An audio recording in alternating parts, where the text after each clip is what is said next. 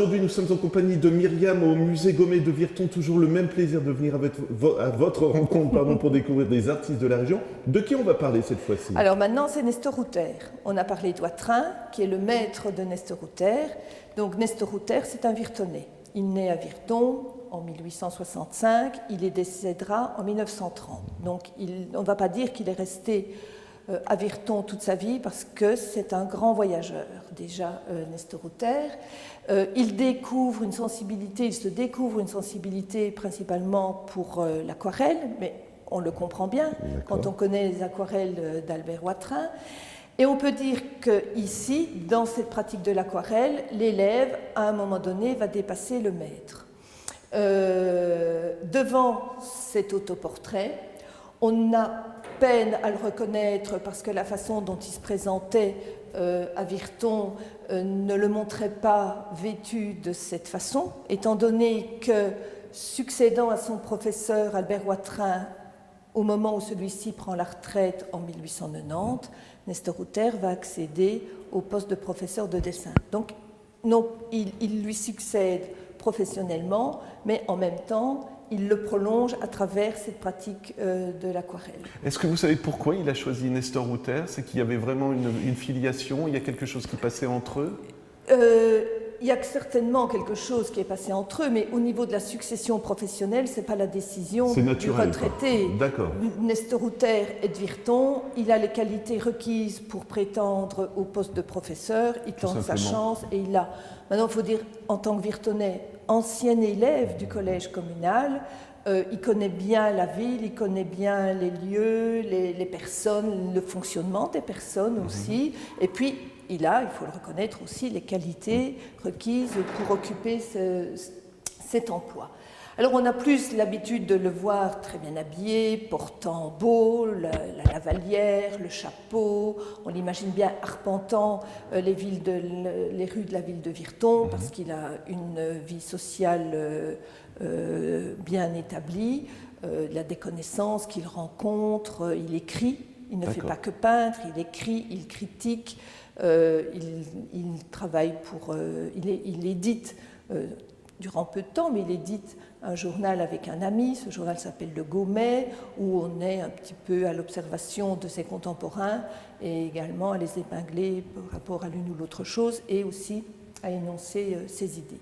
Alors cet autoportrait en pied est un de ceux que le musée possède et il nous montre le caractère de Nestor Router qui est un caractère libre.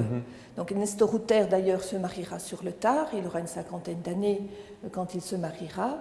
Et ici, il intitule ce tableau « La vie libre ». Alors la vie libre, pour lui, bien voilà, c'est ça, c'est un peu la bohème, c'est vivre à travers bois, à travers champs, dans lesquels il a grandi, parce qu'il était toujours accompagné par son père, par son oncle, il a grandi dans une société masculine, dont les activités principales étaient vraiment de bouger à travers les bois, les rivières, de pratiquer la chasse, de pratiquer la pêche. Donc on est ici dans les alentours de Virton, qui est une petite bourgade commerçante, en pleine nature, et c'est vraiment dans ces espaces que Nestor Router se révèle, et ce sont ces espaces aussi que Nestor Router va traduire à travers ses aquarelles. Mais pas limité qu'à la Gaume, puisqu'il bénéficie de petits congés scolaires et de grandes vacances. Eh bien, les premiers congés annoncés, Nestor Router s'en va. Quand sont les petits congés, il regagne Paris. Et ses amis, les impressionnistes, la butte de Montmartre, il côtoie Toulouse-Lautrec, Aristide Briand. Il participe à l'édition du Chat Noir de Salis. Donc il a vraiment une vie urbaine, et non pas la moindre, puisque c'est celle de Paris, avec ses cabarets, avec ses activités culturelles, le théâtre, l'Opéra Garnier. Enfin, on est vraiment dans cette époque-là. Et quand il rentre, eh bien, il pense déjà à ses prochains voyages. Et là, systématiquement, c'est la Méditerranée. Ce sont les pays de la Méditerranée, les pays du Maghreb dont il tombe réellement amoureux, au point de vivre à la façon maghrébine, avec un décor intérieur qui évoque la Médina. D'ailleurs, il fera appeler sa villa ici construite à Virton, la Médina. Et le porche d'entrée va être décoré d'un motif mauresque réalisé par un de ses élèves extrêmement doué, qui est Camille Barthélemy, et dont je vous parlerai aussi une prochaine fois. Mais c'est vraiment la vie libre, c'est vraiment comme vous l'expliquez, même sa maison, il la transforme comme il veut, il ne rentre pas dans un cadre finalement. Du tout. Non, on pourrait parler d'Outer comme d'un marginal, ouais. Dans une société bourgeoise, petite bourgeoisie, de la fin du 19e, dans laquelle il s'inscrit très bien par sa fonction de professeur, mais son fond réel, c'est cette aspiration à mener cette vie. Et ce qui est assez curieux, c'est de voir son vêtement. Oui. Il porte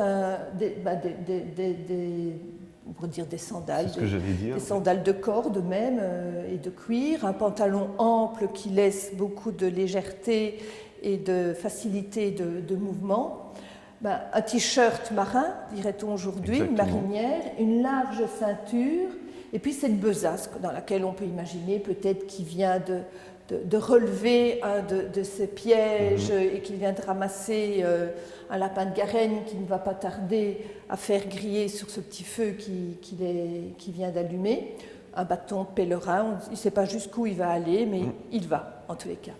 Et j'aime beaucoup ce vêtement parce que nous avons pu, dès qu'un autre tableau est rentré, voilà quelques années, au musée Gaumet, le mettre en relation. Il fait écho à ce qu'on voit derrière vous. Il fait écho à celui-là.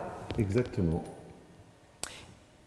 Il fait écho à celui-ci, qui représente 3 Italiens. Alors, les Italiens en terre lorraine, qu'elle soit belge ou française,